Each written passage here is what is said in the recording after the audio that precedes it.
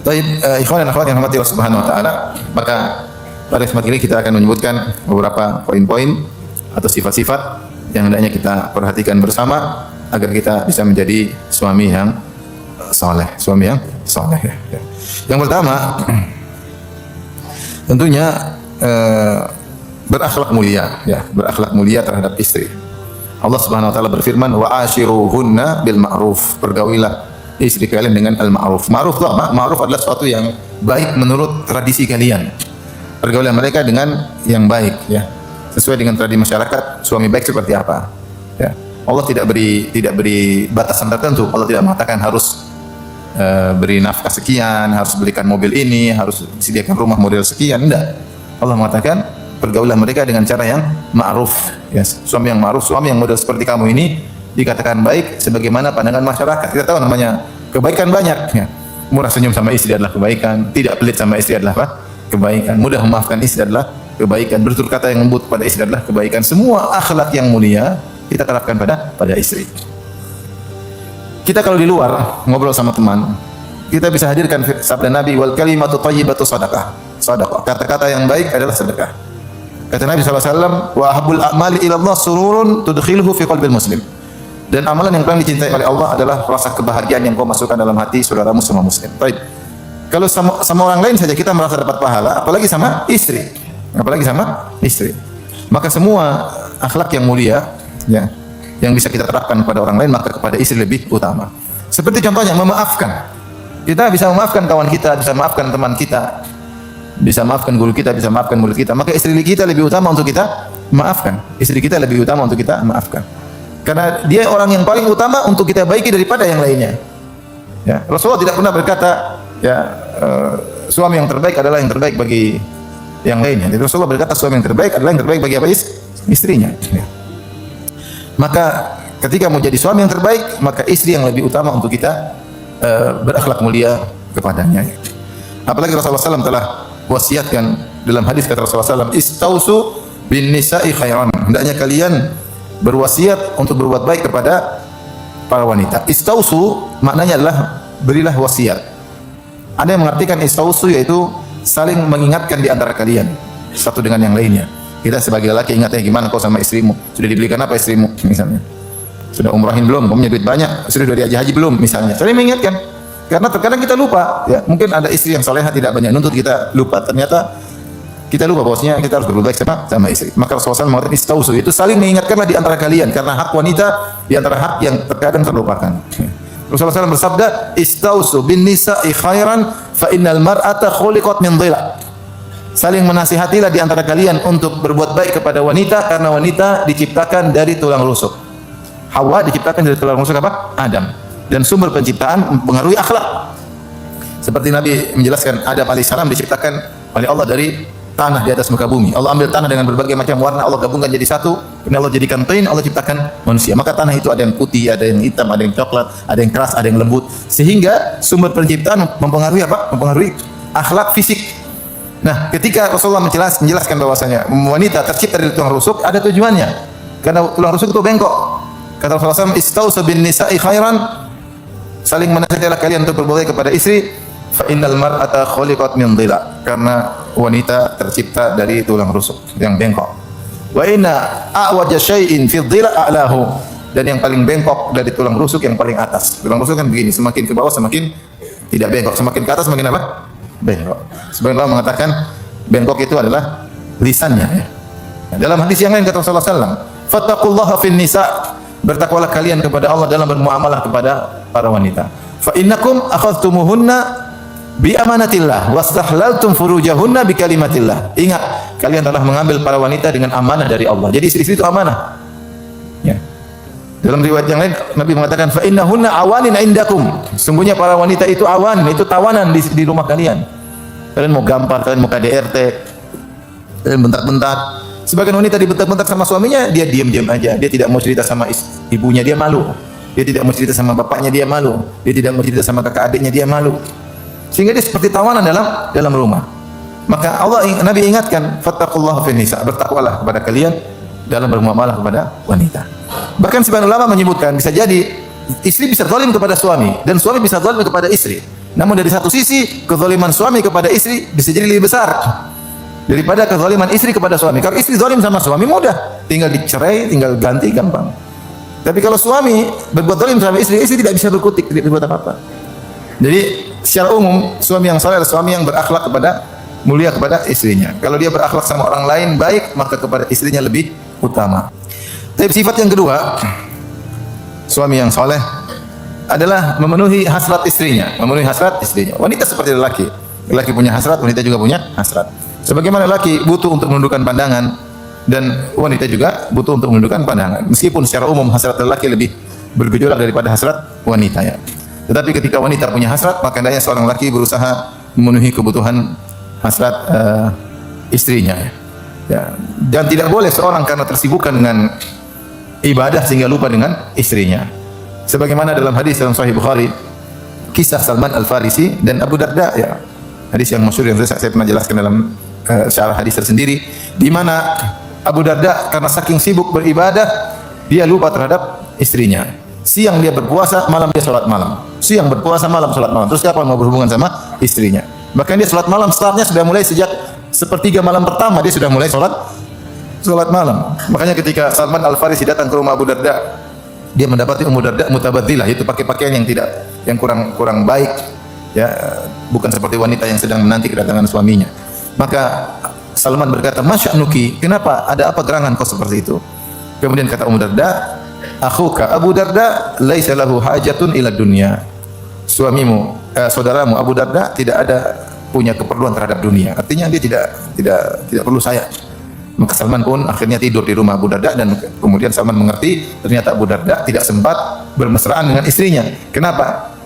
Pagi atau siang puasa, malam sholat malam. Akhirnya Salman Al-Farisi menasihati Abu Darda dengan berkata, "Inna li rabbika 'alaika haqqan wa li nafsika 'alaika haqqan wa li jasadika 'alaika haqqan wa li zawrika 'alaika haqqan wa li ahlika 'alaika haqqan fa'ati kulla dhi haqqin haqqah." Wahai Abu Darda, sungguhnya Allah punya hak yang harus kau tunaikan. Itu silakan kau puasa, silakan kau salat malam, tapi ingat, wa li jasadika 'alaika haqqan, jasadmu juga punya hak untuk istirahat.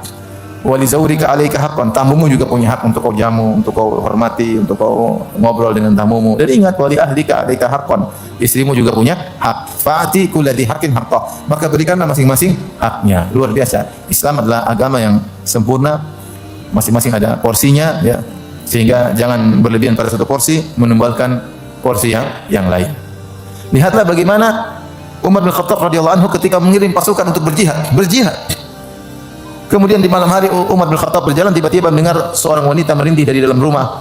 Dia mengatakan, mana? Jadi mengucapkan syair. Dia mengatakan, kalau bukan karena takut kepada Engkau ya Allah, tentu akan mendapati kasurku sudah bergerak. Artinya saya mungkin sudah berzina. Karena saking rindunya kepada suaminya. Maka akhirnya Umar bertanya kepada putrinya Hafsah, berapa lama wanita bisa bersabar? Maka Hafsah berkata, 4 bulan. Akhirnya Umar kemudian merolling para mujahidin. Pokoknya 4 bulan sudah harus balik ke kampung. Kenapa? Untuk memperhatikan hak para istri. Ini saja jihad di rolling. Maka di antara ciri suami yang saleh adalah mesra terhadap istrinya ya. Juga memenuhi hasrat istrinya. Bukan suami yang berhak untuk dipenuhi hasratnya, wanita juga perlu dipenuhi hasratnya untuk menundukkan pandangannya. Apalagi zaman sekarang, zaman fitnah, zaman medsos, zaman macam-macam berita sana sini, tontonan yang tidak-tidak. Maka perlu seorang suami dekat dengan istrinya sehingga istrinya merasa disayang oleh suaminya. Berikutnya, di antara ciri suami yang soleh adalah memenuhi nafkah kepada istrinya. Ya, tentunya nafkah lahir, ada nafkah batin. Nafkah lahir apa? Sandang, pangan, apa? Papan. Suami yang soleh tentunya dia memenuhi kewajibannya sebagai seorang suami, memenuhi nafkah sandang, pangan, papan. Dan dalam hal ini juga tidak ada kadar tertentu, tapi Allah kembalikan kepada kemampuan suami. Kata Allah Subhanahu wa taala, "Liyunfik dzu sa'atin min sa'atihi wa man qudira 'alaihi rizquhu falyunfik mimma ataahu Allah." Seorang yang diberi kelapangan hendaknya dia membelanjakan dengan kelapangannya. Wa man qudira 'alaihi rizquhu, siapa yang mungkin kekayaannya sempit atau hartanya sedikit, falyunfik mimma ataahu Allah, maka dia berinfak sesuai dengan kemampuannya. Saya berusaha untuk memenuhi kebutuhan istrinya, sandang, pangan, papan. Ya. Maka perhatikan, sediakan tempat tinggal yang wajar, yang pantas sesuai dengan kemampuan dia. Sesuai dengan kemampuan. Kalau dia punya kemampuan, beli rumah yang bagus, menyenangkan istrinya. Apalagi Rasulullah SAW bersabda di antara 4 kebahagiaan, arba'un minas sa'adah, di antara 4 kebahagiaan, 4 sebab kebahagiaan kata Nabi SAW, baitun wasit, rumah yang luas. Kemudian markabun hani, tunggangan yang menyenangkan. Jarun soleh, tetangga yang baik, istri yang soleha. Di antara sebab kebahagiaan adalah baitun wasit, rumah yang luas, markabun hani, tunggangan yang baik. Kalau kita punya rezeki, kita nggak maksa, tapi kalau ada, nggak ada salahnya kita berikan rumah yang lapang buat dia. Mungkin keluarganya bisa datang, bisa menempati rumah. Kalau Idul Fitri bisa kumpul-kumpul. Kalau punya uang, kalau nggak ya sudah ya. Terus kendaraan, kalau punya uang beli kendaraan yang menyenangkan, istri naik ya, istri naik kendaraan tersebut nyaman. Ini sebab kebahagiaan. Tidak mengapa selama tidak israf, tidak berlebih-lebihan, tidak mubatir dan sesuai dengan kemampuan. Kemudian jangan lupa sediakan makan. Kata para ulama, makan tergantung tradisi wanita. Kemudian pakaian juga hidangkan, sediakan pakaian yang wajar, pakaian sehari-hari di rumah, pakaian kalau ada keluar rumah, pakaian kalau ada acara walimah ada, ya semampu kita, tidak kita paksakan di luar kemampuan. Dan ini semua kita telah keluarkan harta kita pada tempatnya. Ingat ketika Rasulullah SAW berkata, dinarun anfaqtahu fi sabilillah, sekeping dinar yang kau infakkan di jalan Allah. Wa dinarun anfaqtahu fi raqabah, sekeping dinar yang kau infakkan untuk memerdekakan budak. Wa dinarun tasaddaqta bi ala miskin, sekeping dinar yang kau bersedekah untuk orang miskin. Wa dinarun anfaqtahu ala ahlik, dan sekeping dinar yang kau infakkan untuk istrimu. A'dhamuhu ajran alladhi anfaqtahu ala ahlik, yang paling besar pahalanya yang kau infakkan untuk apa? Istrimu. Tapi ketika kita keluarkan untuk uang untuk anak istri, kita merasa sedang beribadah kepada Allah Subhanahu wa taala. Bahkan ini ibadah wajib. Pahalanya lebih besar daripada kalau kita infak kepada fakir miskin, kepada anak yatim, kepada para janda. Lebih besar pahala kalau kita berinfak untuk anak istri. Kemudian juga di antara akhlak yang mulia adalah bersabar dengan perangai buruk istri. Istri kita tidak ada yang sempurna. Istri kita tidak ada yang sempurna. Maka kita disuruh mikir yang menyenangkan. Yang salah adalah kita tutup mata. Tapi di antara sifat suami yang saleh ya, adalah dia menjaga rahasia istrinya, terutama rahasia terkait dengan ranjang. Dalam hadis Rasulullah SAW mengatakan, Inna syarran nasi manzilatan inda Allah yawmal qiyamah ar-rajulu yufdi ila imra'atihi wa tufdi ilaihi thumma yanshuru sirraha. Di antara manusia paling buruk kedudukannya pada hari kiamat kelak, seorang mendatangi istrinya dan istrinya mendatangi suaminya, kemudian summa yanshuru sirraha, kemudian dia pun menebarkan rahasia istrinya. Tidak boleh seorang laki pun berbicara tentang rahasia istrinya. Kita namanya suami istri, tidak ada yang paling tahu tentang rahasia seorang kecuali pasangannya. Ibunya tidak tahu, bapaknya tidak tahu, kakaknya tidak tahu, adiknya tidak tahu, temannya tidak tahu, tangannya tahu. Yang tahu istrinya. Sebaliknya rahasia istri pun yang paling tahu apa? Suaminya. Apalagi Allah mengatakan hunna libasul lakum antum libasul lahun.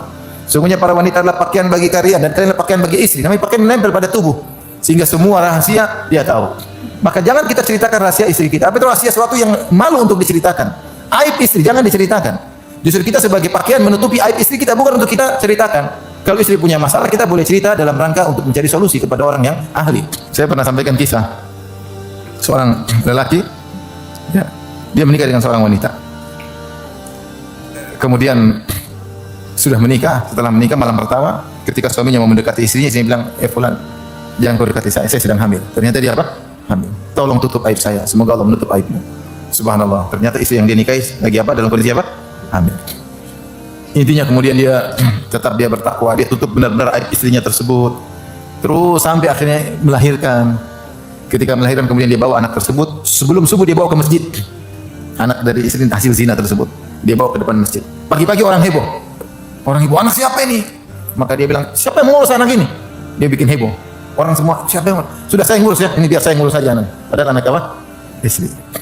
Kemudian dia bawa, dia urus anak istrinya dan tidak ada yang tahu tentang apa? Hal tersebut. Dia berusaha menutup aib apa? Istri. Aib sebesar itu pun ditutup. Oleh karena seorang istri kita tidak ada yang sempurna, dia punya kekurangan. Terkadang dia terjatuh sebagaimana kita terjatuh. Terkadang dia bermaksiat sebagaimana kita bermaksiat. Itu sudahlah antara kita dengan Allah. Semoga kita tutup aib istri kita, Allah menutup aib kita. Kemudian di antara sifat suami yang soleh, menjadikan istri sebagai teman diskusi dalam beberapa hal, ya. Seperti dalam hadis Rasulullah SAW mengajak diskusi Ummu Salamah dalam kondisi yang genting ketika perjanjian Al-Hudaybiyah. Ketika Rasulullah SAW menyuruh para sahabat untuk menggagalkan umrah mereka, kemudian menyembelih hewan-hewan mereka dan mencukur rambut, para sahabat tidak ada yang mau ketika itu. Para sahabat ingin perang, nggak ada berhenti umrah. Kita maju ke dalam, masuk dalam kota Mekah, kita perang. Sampai kata Umar, ya Rasulullah, alaysa qatlana fil jannah wa qatlahum fil nar. Ya Rasulullah, bukankah kalau kita meninggal kita masuk surga? Kalau mereka mampus mereka masuk neraka? Kata Rasulullah SAW, iya. Falima nu'tid daniyata fi dinina. Ngapain kita salat? Kita mengalah kalau gitu ya Rasulullah. Kita perang aja. Kata Rasulullah SAW, ini Rasulullah walastu a'si. Aku utusan Allah. Aku tidak akan membangkang perintah Allah. Allah suruh saya untuk perjanjian damai. Akhirnya Rasulullah SAW menyuruh para sahabat untuk mengagalkan umrah. Fa in uhsirtum famastaysara minal hadi. Kalau kalian gagal umrah, maka potong hewan-hewan hadiu kalian yang sudah mereka bawa dari Madinah ke Mekah 400 kilo, 430 kilo mereka sudah potong. Tentu menyakitkan. Sahabat tidak mau potong-potong. Kenapa? Karena para sahabat berharap Nabi berubah pikiran. Karena Nabi terkadang dalam satu kondisi berubah apa? Pikiran. Ya udah kita perang aja. Para sahabat nunggu-nunggu. Kapan Nabi bilang kita perang aja? Ternyata Nabi enggak berubah pikiran. Akhirnya Nabi diskusi sama istrinya Ummu Salamah. Kata Ummu Salamah, kau keluar dari kemah, enggak usah ngomong sama siapapun, cukur rambutmu, potong sembelihanmu. Ketika Rasulullah SAW akhirnya panggil tukang cukurnya, dipotong rambutnya, Rasulullah nyembelih ontanya, maka sahabat tahu Rasulullah SAW tidak akan berubah apa? Pikiran. Maka mereka semuanya akhirnya cukur rambut. Ini ide dari siapa? Dari Ummu Salamah. Ketika Nabi SAW bersama Aisyah, ada orang-orang Yahudi kemudian mengatakan assam alaik, salam lamnya dihilangin jadi assam alaik, itu mampus kau Muhammad, mananya demikian. Maka Rasulullah SAW balas, wa alaikum, kalian juga mampus. Maka Aisyah tidak terima. Aisyah, wa alaikumussalam, kalian yang mampus, wahai saudara-saudara babi-babi dan monyet-monyet, terlaknat oleh Allah Subhanahu wa taala, yang dimurkai oleh Allah. Oh, Aisyah kasih gelaran banyak sama Yahudi. Rasulullah tegur, ya Aisyah, alaiki birrifq, lembut. Kata Aisyah, tidak kau dengar apa yang mereka ucapkan? Saya dengar. Dan saya sudah jawab, alaikum. Maksud saya, Aisyah lebih semangat membela suaminya daripada suaminya sendiri. Jadi wanita kalau dia ngobrol sama kita, dia sangat sayang sama kita, dia akan berikan nasihat yang terbaik yang dia mampu. Di antara sifat suami yang soleh adalah membantu kegiatan istrinya di rumah, ya. Jika ada kesempatan untuk membantunya, ya. Tentu tidak semua urusan istri kita kerjakan, ya. Kata Aisyah radhiyallahu taala anha, kana yakunu fi mihnati ahlihi, fa idza hadaratis salat kharaja ila salat. Adalah Rasulullah SAW membantu kegiatan istrinya. Jika tiba waktu salat maka beliau pun pergi untuk salat. Jadi tidak mengapa seorang lelaki terkadang bantu kalau istrinya lagi masak, mungkin ambilin garam, boleh. Ya. Bukan ikut ngoseng-ngoseng, enggak. Itu istri yang ahli, ya. Terkadang pegang anak sebentar, mau ini sini. Terkadang anak cebo anak ikut bantu cebo anak. Oke, jangan kita merasa pekerjaan rendah-rendah. Ini kita ikut sunnah siapa? Nabi sallallahu alaihi wasallam. Kenapa kita tawaduk di hadapan istri? Enggak ada masalah. Tidak ada masalah, itu sunnah Nabi sallallahu alaihi wasallam, ya. Maka seorang lelaki kalau ada sempat waktu, maka dia bantu istrinya. Itu ciri-ciri suami yang soleh, ya. Sambil tetap tidak meninggalkan ketaatan kepada Allah. Makanya Nabi sallallahu alaihi wasallam ketika membantu istrinya, tiba adzan dia tinggalkan semuanya karena dia harus memenuhi panggilan Allah Subhanahu wa taala. Di antara ciri-ciri suami yang soleh, saya bacakan secepatnya. Suami yang soleh adalah suami yang mandiri dalam menjalani kehidupan rumah tangganya, tidak bergantung dan tidak bertumbuh kepada kedua orang tuanya, apalagi kepada kawannya. Suami yang soleh, suami yang bisa mengambil keputusan dalam mengidarah, dalam memanage rumah tangganya. Maka seorang berusaha untuk istiqlal, untuk mandiri ketika ngurus rumah tangganya. Dia boleh diskusi, tapi jangan dia diatur, diintervensi oleh keluarganya. Suami yang baik seperti itu. Ya. Demikianlah sunnah yang dikerjakan oleh para sahabat, masing-masing menjalani rumah tangga mereka apa? Masing-masing. Dari luar hanyalah masukan, bukan intervensi. Kapan kita selalu tergantung pada keputusan bapak, keputusan ibu, keputusan kawan, keputusan adik, kita bukan suami yang baik. Suami yang baik dia punya keputusan sendiri. Dia bisa menjalani kehidupan rumah tangganya, dan kalau perlu yang lain tidak tahu urusan dia. Dia bisa jalani, dia punya kepercayaan diri dengan bersandar kepada Allah, maka dia ikuti sunnah-sunnah Nabi, tidak bergantung kepada kedua orang tuanya. Ini suami yang saleh. Kemudian suami yang saleh adalah suami yang menyempatkan waktu untuk ngobrol dengan istrinya. Istrinya dijadikan sebagai kawan dekatnya, kawan ngobrol. Itulah lelaki yang bahagia. Saya sering sampaikan dalam kajian saya. Lelaki yang bahagia adalah lelaki yang bisa nyaman di rumahnya. Bagaimana dia bisa nyaman dengan rumahnya? Ketika dia menjadikan istrinya sebagai teman ngobrolnya. Rasulullah SAW sebelum tidur ngobrol. Sebagaimana kata Ibnu Abbas radhiyallahu anhu, "Bittu inda khalati Maimunata fatahaddatsa Nabi SAW ma ahli sa'atan tsumma raqada." Aku nginap di rumah bibiku Maimunah, istri Nabi SAW, dan aku mendengar Rasulullah SAW ngobrol sama istrinya beberapa waktu. Kemudian Rasulullah SAW kemudian tidur. Ada waktu kita ngobrol sama istri, terutama waktu-waktu tadi menjelang tidur. Ngobrol. Semua masing-masing penat. Lelaki pulang dari kerjaan penat, istri juga mungkin capek ngurusin anak, ada waktunya santai, rileks, ngobrol. Jadikanlah istri kita sebagai teman ngobrol, sehingga kalau kita di luar rumah kita ingin cepat pulang. Bukan betah di luar rumah. Lelaki yang betah di luar rumah itu lelaki yang menderita. Nah, bagaimana kita bisa menimbulkan kenyamanan ini dengan kita jadikan istri kita teman apa? Ngobrol, teman ngobrol, asyik, saling menghormati, saling menghargai, bercanda, bercumbu dan yang lainnya. Kemudian di antara ciri suami yang soleh adalah menyemangati istrinya ketika gagal. Istrinya mungkin contoh masak sesuatu ternyata gagal. Kita bilang coba lagi, nanti Abi belikan lagi ikannya. Ternyata gagal lagi. Ya kita bilang coba lagi. Ya. Yang penting kita tahu dia sudah berusaha. Tidak ada yang sempurna. Ketika tahu dia berusaha, dia mungkin gagal, kita semangat lagi. Semangat. Jangan kita buat dia semakin apa? Jatuh. Hargai usaha dia. Hargai usaha dia. Ini perkara kecil tapi ini di antara akhlak yang mulia. Terkadang kita tidak perhatikan ternyata ini sumber pahala di sisi Allah Subhanahu wa taala. Kemudian di antara ciri suami yang soleh, tidak pernah membandingkan istrinya dengan istri orang lain. Kamu kok tidak seperti Bu itu, ya. Kamu kok tidak seperti Ummu Fulana, tidak seperti Ummu Fulan, jangan. Di antara hal yang menyakitkan ketika seorang wanita dibandingkan dengan wanita apa? Lain. Kalau kita mau nasihati aja.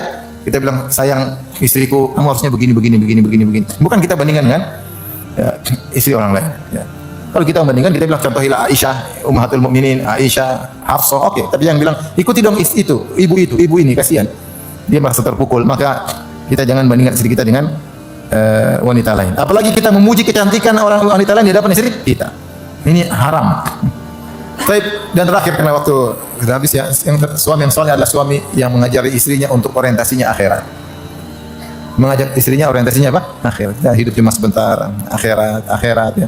Udah ini jangan terlalu ini jangan. Allah tidak suka dengan hal ini. Kita bangunkan dia untuk sholat malam. Ayo ngaji bareng. Dengarkan Abi ngaji setoran. Kamu ngaji Abi dengerin. Oke, itu namanya suami yang ngajak istri untuk orientasinya apa? Akhirat. Karena hidup ini tidak akan bahagia kecuali orientasi kita akhirat. Kapan orientasi kita dunia, tidak akan pernah kita qanaah. Ya. Kalau istri punya keinginan lebih tinggi kita rem. Jangan usah ngapain mahal-mahal. Ini sudah cukup. Nanti kamu sombong, nanti kamu gaya, nanti kamu angkuh. Ini cukup lah, enggak usah. Kita yang penting akhirnya ini bagus tapi jangan berlebihan. Intinya ajak istri kepada orientasi akhirat. Karena di luar sana banyak wanita yang mengajak istri kita kepada orientasi dunia. Ngajak untuk tas-tas mewah lah, ngajak untuk salon-salon termahal lah, ngajak untuk jam mahal lah, ngajak untuk beli sepatu macam-macam lah. Kadang-kadang dia terbawa pola hidupnya dengan orang-orang yang seperti itu. Kita bilang enggak, meskipun Abi punya uang, enggak boleh seperti itu. Dan itulah kebahagiaan ketika kita bawa anak istri kepada orientasi apa? Akhirat.